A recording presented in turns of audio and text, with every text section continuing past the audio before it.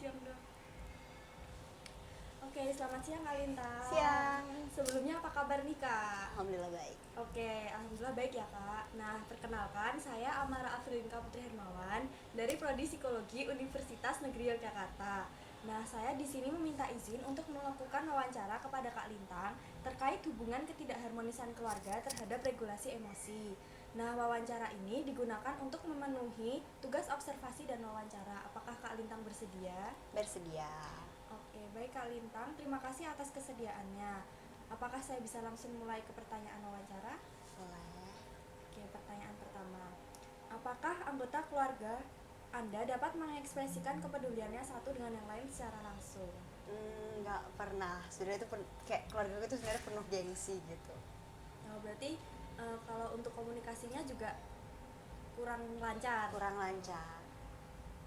Untuk komunikasinya itu yang berjalan itu bisa dikomunikasikan secara langsung atau secara nonverbal biasanya? Non-verbal sih ya, mereka lebih ke act daripada harus ngomong langsung gitu. Pokoknya jarang banget ada komunikasi. Oh, oke. Kapan atau ketika ada kejadian apa yang membuat Anda merasakan adanya ketidakharmonisan di dalam keluarga?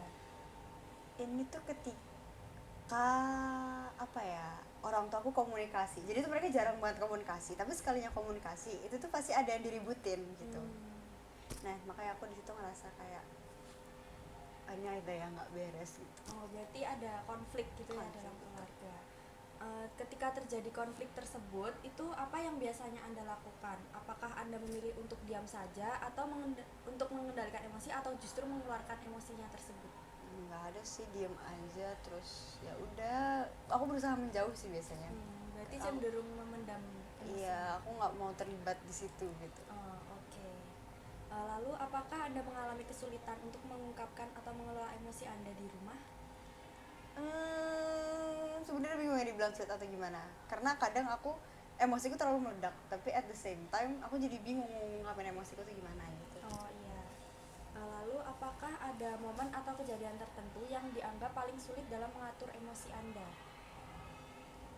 Apa ya, biasanya kalau misalkan ada triggernya aku susah untuk meredam.